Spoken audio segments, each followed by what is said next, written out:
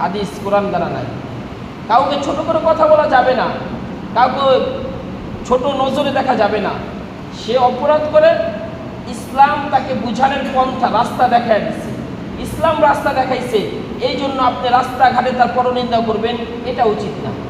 অমুকে দাড়ি নাই, অমুকে সিগারেট খায়, অমুকে দেখছি মদ খায়, অমুকে দেখছি বাবা খায়, এরকম না। তাদেরকে বুঝান, তাদেরকে যদি আপনার বুঝানোর ক্ষমতা থেকে বুঝান, বুঝে শুনে আনে। কারোর প্রতি গীবত করবো না, ইনশাল্লাহ করবো না আমরা। হ্যাঁ ভাই, গীবত করবো না, কারো পরনিন্দা করবো না, চগলখড়ি করবো না, কারো বিষয়ে বাড়তি কোনো কথা বলবো না। যতটা পারি নিজেকে নিয়ন্ত্রণ করব, নিজেকে বাঁচায় রাখবো।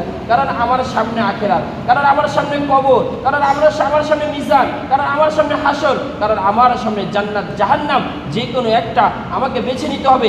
অতএব নিজেকে নিয়ে ব্যস্ত থাকি, অন্যকে নিয়ে ব্যস্ত থাকার দায়িত্ব আমার না।